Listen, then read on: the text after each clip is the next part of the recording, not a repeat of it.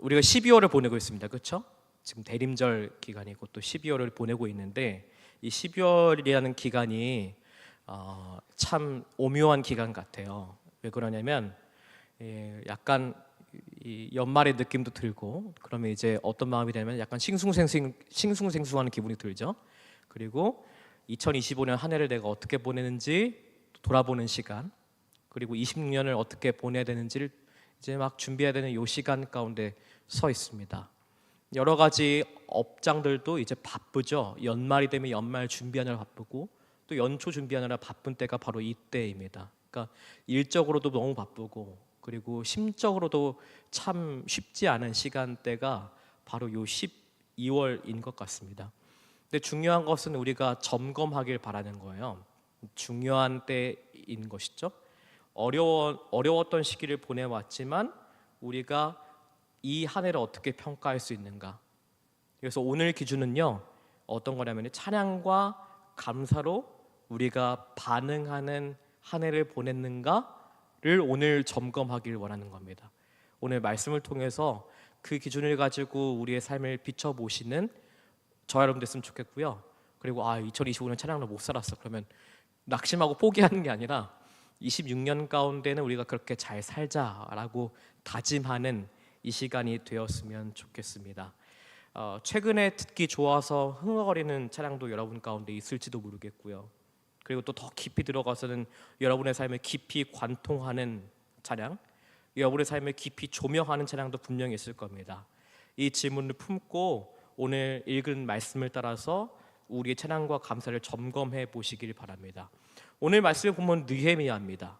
느헤미야는 예루살렘 멸망 이후 포로기 이 시대에 예루살렘으로 귀환한 사람입니다. 그래서 무너진 성벽을 재건하는 데 힘쓴 사람으로 알려져 있죠. 그래서 우리가 느헤미야 성벽 재건기도 뭐 이런 식의 기도에, 이런 이름의 기도에 많이 들어보지 않았습니까? 그러니까 이렇게 수고롭게 일했던 사람이 바로 느헤미야인데, 오늘 본문 특히 위에는 무엇이 나오냐면요, 이 수룹바벨, 이 성전을 재건한 사람입니다. 수룹바벨과 예수아와 그리고 함께 귀환한 제사장들과 레위 사람들의 명단이 쭉 이렇게 기록되어 있습니다. 오늘 말씀 읽지 않았지만 1절과 7절에 이렇게 기록되어 있고요. 그 이후에는 이 요아김 때 제사장, 족장된 자의 명단이 12절부터 21절까지 쭉 나와 있습니다. 그러니까 명단인 거예요. 그 이후에 나오는 말씀이 오늘 말씀의 무슨 내용이냐면 무너진 성벽을 중수하고 이제 봉헌식을 행하는 장면입니다. 여러분, 어떤 건물을 짓고 그 봉헌하는 식이 다 있죠. 네, 완공되면 막 리본도 끊고 막 그렇지 않습니까? 근데 그런 걸 생각하면 좋을 것 같아요. 근데 모든 개혁은 제도의 정비로부터 시작되는데 이 느헤미야는 성벽 재건을 하고 나서, 성벽을 중수하고 나서 그 다음에 가장 먼저 무엇을 했냐면 하나님께 예배하는 일 준비를 먼저 한 거예요. 하나님께 예배하는 일 준비. 그래서 그 준비, 즉 그 일에 참여할 이들을 조사하고 기록하고 있음을 보게 됩니다. 그 명단이 제가 아까 말씀드렸던 1절부터 21절까지 쭉 있는 거예요. 그리고 각각의 사람들은 자신의 직분과 그 소임에 따라서 예루살렘 성벽이 재건되고 그리고 이제 드려질 예배가 준비되고 있음을 보게 됩니다.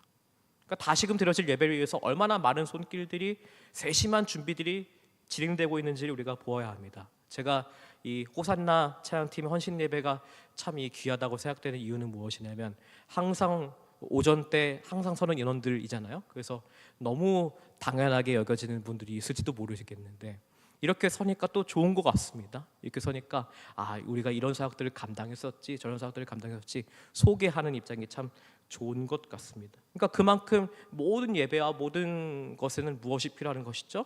섬세한 손길, 세심한 준비가 필요한 것이죠. 이와 관련해서 제 마음에 와닿은 말씀이 24절 말씀인데요. 24절 말씀 같이 한번 읽어보도록 하겠습니다. 네, 같이 읽겠습니다. 시작. 레위 족속의 지도자들은 하사랴와 세헤랴와 간미엘의 아들 예수아라. 하나님의 사람 다윗의 명령대로 순서를 따라 주를 찬양하며 감사하고. 아멘. 자, 이렇게 되어 있습니다. 자, 찬양과 감사를 올려드린 그들이 어떻게 서 있는지를 봐야 돼요. 뭐라고 말씀하고 있죠? 24절에 맞은편에 서 있었다 이렇게 되어 있습니다. 그들의 위치는 형제의 맞은편입니다. 그냥 자기가 원하는 곳, 원하는 위치에 딱 앉아갖고 예배드리는 게 아니라 어떤 거요? 정해진 순서가 있었다는 거예요.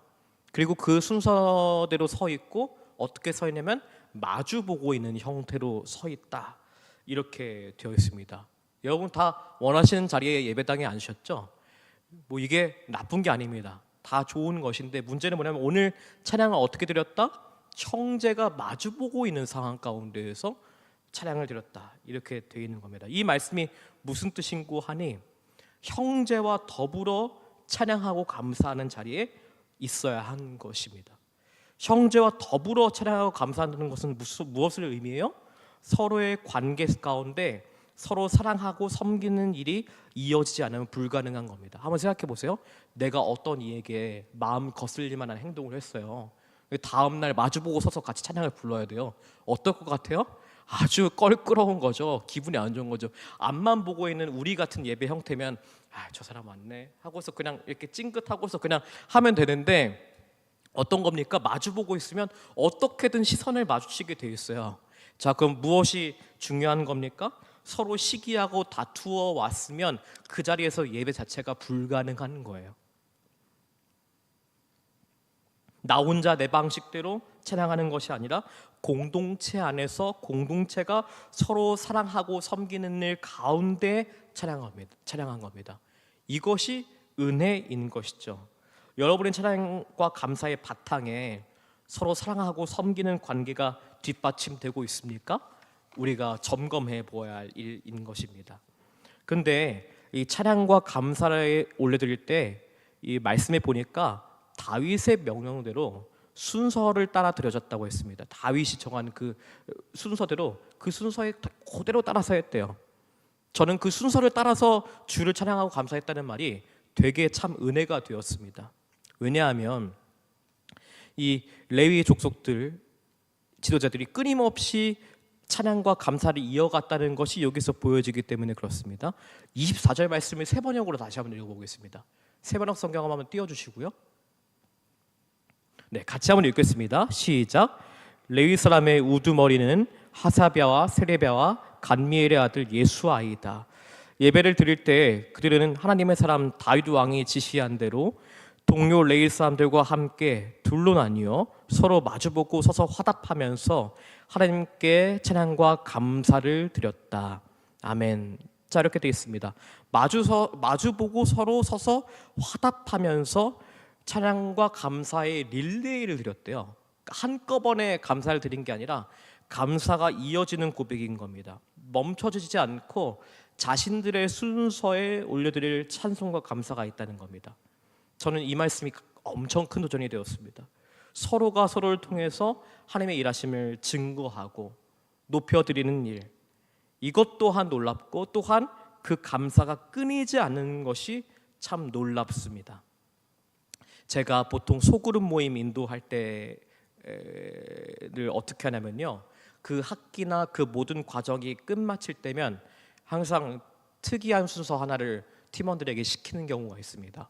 어떤 걸 시키냐면 팀원들에게 돌아가면서 감사의 기도를 짧게 시키곤 합니다. 우리 한 학기 다 마쳤는데 우리 그 지금까지 열심히 달려온 그 소감, 또 열심히 달려온 감사의 기도 제목들을, 그 찬양의 기도 제목들을 하나씩 이제 기도합시다. 이렇게 하면서 한 마디씩 이렇게 기도하게 해요. 돌아가면서. 그러니까 한 명이 마무리 기도하는 게 아니라 팀원들이 전부 다 한 마디씩 기도하는 것이죠. 그렇게 기도를 시키면 어떨까요? 안 해본 이제 어른 권사님들도 웬만하면 쭈뼛합니다. 나는 대표 기도 안 해요. 이러면서 쭈뼛하는 분들이 계세요. 근데 한 명씩 순서대로 감사의 기도 제목들을 차차 내게 되면 그 끝번호에 있는 분들은 뭐 약간 떨릴 수는 있겠지만 정말 대표 기도는 재능 없다고 나는 안 했으면 좋겠다고 생각하는 분들도 감사와 찬양이 담겨진 고백이 담긴 기도를 뜨겁게 내놓는 역사를 보게 됩니다. 순서에 따라 드리는 기도와 찬양, 이것에 힘이 있습니다. 내가 그 순서에 서게 되면 의도적으로 그 순서 자리에 내가 나아가면 이 뜨거움이 생기게 되어 있어요. 우리에게는 우리의 인생을 새롭게 볼 수 있는 힘이 생기게 됩니다. 바라기는 저 여러분들이 내가 비록 감사의 자리가 내가 감사할 게 없어요, 찬양할 게 없어요, 이렇게 생각이 들지라도 의도적으로 찬양의 자리에 한번 서 보십시오. 의도적으로 찬양의 순서에 한번 서 보십시오. 그럼 어떻게 되는지 아십니까? 우리의 마음이 내가 고백하지 않을 때는 몰랐는데 내 입술로 고백하면 내가 마음으로 생각했던 것보다 더 큰 뜨거움의 역사가 우리 가운데 벌어질 것이라 확신합니다. 바라기는 저 여러분들이 그런 믿음의 역사가 일어나게 되시기를 간절히 바라고 축복합니다. 두 번째로, 근데 여기서 중요한 것은 형식적인 예배가 아니라 책임을 맡았기 때문에 그 순서를 때우는 것이 아니라 명확한 근거가 있다는 거예요. 어떤 근거가 있냐면 바로 하나님의 말씀대로예요. 그 방식에 따라서 자신들만이 올려드릴 수 있는 주의 찬양과 감사가 이루어졌다는 것을 기억하십시다. 이 축복이 우리의 삶의 실제 가운데 이어지길 축복합니다. 하나님의 말씀의 근거에서 찬양했다는 것이 참 놀랍습니다. 내가 감사할 게 있어서 찬양하고, 내가 기뻐서 찬양하고, 내가 힘을 다해 찬양하고, 일면 맞습니다. 근데 사실은 하나님께서 말씀으로 천지를 창조하셨기에 찬양하고, 하나님께서 내 삶에 동행하시며 세미한 음성을 들려주시기에 늘 찬송하고, 하나님께서 그 외아들 보내셨기에 기뻐 감사하며 찬양하는 것, 이것인 것이죠. 몸이 낫는 것도 기적입니다. 사업이 잘 되는 것도 복입니다. 자녀손들이 아름답게 커가는 것도 가장 큰 즐거움이죠. 근데 우리에게 가장 큰 기적이요 가장 큰 복은 무엇입니까? 가장 냄새나고 가장 추악하고 가장 썩어진 나의 마음에 나도 어찌할 수 없는 말구유보다 더 더러운 내 마음 가운데 오신 예수 그리스도, 그것이 우리 삶 가운데 실제가 되는 것이 기적 아니겠습니까? 이것이 말씀 안에 찬양이 회복되는 역사인 것이죠. 그러면 이상하게 상황은 바뀐 게 하나도 없어요. 여전히 사업은 어렵고, 여전히 내 직장은 힘들고, 여전히 내 자녀손들은 말을 안 듣고, 여전히 내가 가야 될 방향은 여전히 깜깜무소식이고, 그러나 찬양의 제목이 흘러 나오는 것이죠. 상황은 오히려 더 바빠지고 더 분투하는 일이 있을 수 있으나 이제는 상황의 마음을 빼앗기지 않게 되는 것이죠. 상황이 우리의 마음을 흔들지 못하게 만드는 것입니다. 사랑하는 성도님들, 찬송가 478장 참 아름다워라 혹시 아시나요? 찬송가 다 아시죠? 아마 다 아실 겁니다. 보통 야외 예배 가서 보통 이 자연경관 바라보면서 즐겨 부르는 찬송이 이 찬송인 것 같아요. 참 아름다워라 주님의 세계는 하면서 이 하나님께서 지으신 자연을 바라보면서 부르는 찬송가, 이게 참 은혜가 많이 됩니다. 근데 이 찬송가를 영어로 보면요, 원래 원곡이 영어거든요. 근데 이 영어가 그 느낌과 분위기가 조금 다릅니다. 원래 제목은 This is my father's world예요. 바로 이곳이 하나님 아버지의 세계다, 하나님 아버지의 나라다, 이렇게 고백하는 것이죠. 3절의 가사는 이렇습니다. 영어 가사를 한번 볼게요. 영어는 안 읽겠습니다. 제가 영어를 못하기 때문에. 번역이 이렇습니다. 원래 3절 가사 번역본은 이래요. 이것이 내 아버지의 세상이니 우리 결코 잊지 말자. 근데 이 3절 번역된 가사를 보세요. 참 아름다워라 주님의 세계는, 요거예요. 완전 다른 번역이죠. 두 번째 대출을 보겠습니다. 종종 잘못된 것들이 너무 강하게 느껴질지라도, 그 다음에 넘겨주세요. 하나님이 바로 이 순간에도 통치하고 계신다가 원래 번역 내용입니다. 근데 3절 가사는 뭐라고 되어 있죠? 그냥 자연을 노래하는 거예요. 저 산에 부른 바람과 잔잔한 시냇물. 그 다음 가사 보겠습니다. 이곳이 내 아버지의 세상인데 왜 마음에 슬퍼하는가, 이렇게 고백하고 있고요. 그 다음 마지막입니다.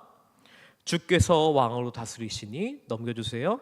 하늘은 기뻐하고 땅은 즐거워하라, 이렇게 되어 있어요. 이게 원래 가사의 고백입니다. 근데 이것을 바꾸어 놓은 거예요. 근데 이 부르는 3절 가사의 느낌이 많이 다르죠. 이 곡은 1935년 우리 감리교회 목사님이신 전영택 목사님이 번역하신 곡입니다.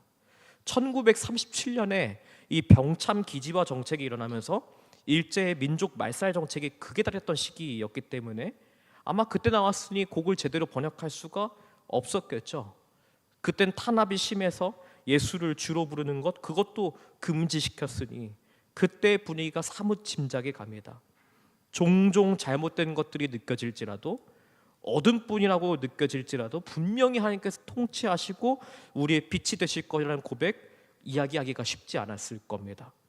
근데 오늘날에도 우리를 실망시키는 일, 어둠 같은 일들이 아예 없을 수가 없습니다. 우리의 삶 곳곳에 여전히 있어요. 자, 근데 이 찬양에서 이렇게 노래하고 있지 않습니까? 이곳이 바로 내 아버지 되신 하나님이 계신, 하나님께서 통치하시는 곳이다 라고 고백하고 있는 거 아니겠어요? 때로는 어둠이 강하게 느껴질지라도 하나님께서 통치하고 계시는 사실 하나만큼은 분명하게 느낀다. 왜 슬퍼할까? 이렇게 노래하고 있는 것 아니겠습니까? 여러분, 이 믿음이 우리의 삶을 이끄는 힘이 되는 거예요. 돈이 여전히 우리의 모든 것을 좌지우지하는 것 같이 보이고, 세상은 여전히 화려한 조명으로 이 길이 행복의 길이요 저 길이 행복의 길이다 저마다 소리치는 사람들이 있지만, 나의 삶은 하나님께서 이끄시고 다스린다, 하나님의 살아계심을 느끼고 사는 사람들이다, 이 고백이 우리가 이 삶에서 살 수 있는 유일한 길인 겁니다. 찬양이 회복되는 것은요, 되면 좋고 안 되는 삶이 아니에요.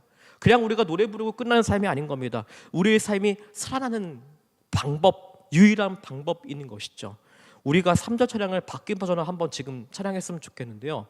참 아름다워라 주님의 세계는 한번 반주해 주시면 좋을 것 같습니다. 자막 혹시 준비되나요? 네. 요 가사로 한번 같이 한번 불러봤으면 좋겠습니다. 참 아름다워라 주님의 세계는인데, 네, 음표를 모르시면 찬송가를 한번 펼쳐보시기 바랍니다. 찬송가 478장입니다. 네, 쳐주세요.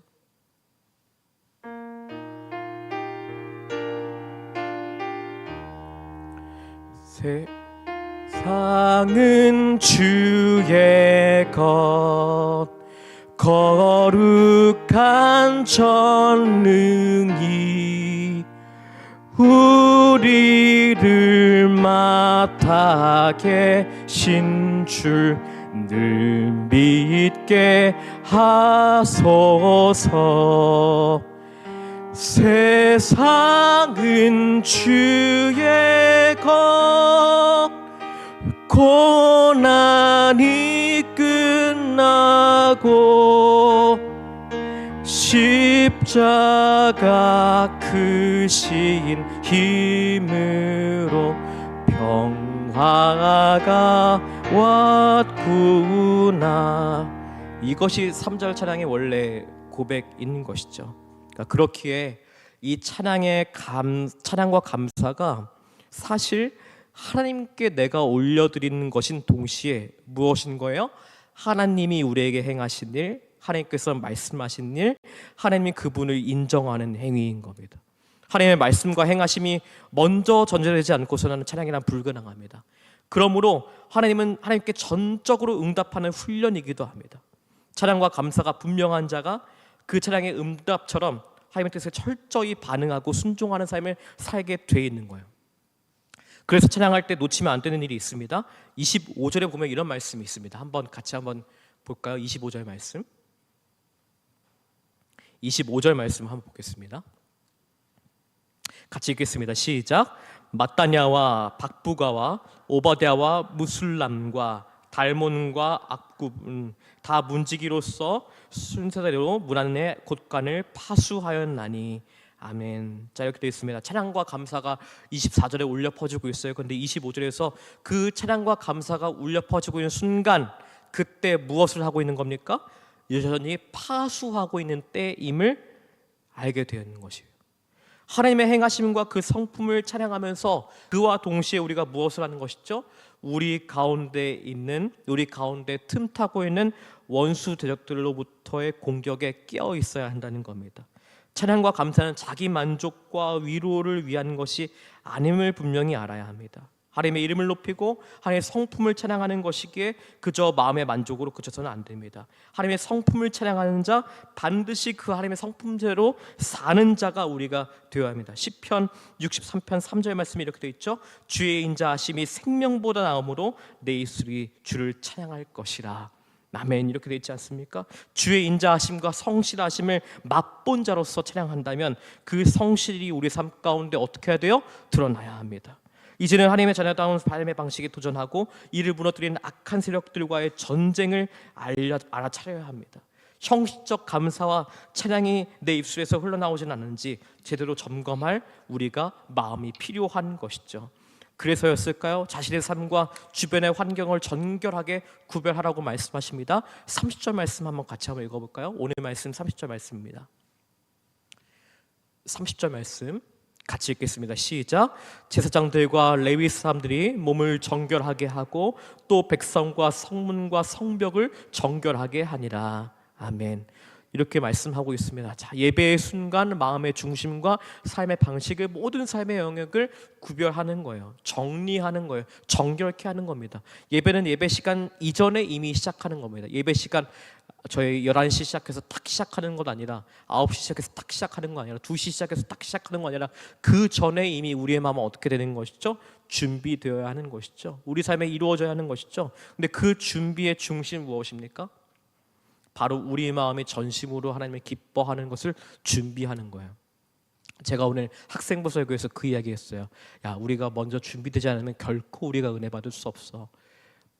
먼저 우리가 준비되고 먼저 하지 않으면 아무리 수련회 가서 은혜 받는다고 소리치고 우리가 아무리 뜨거운 자리에 가서 기도한다고 해도 우리가 그렇게 은혜 받을 수 없어.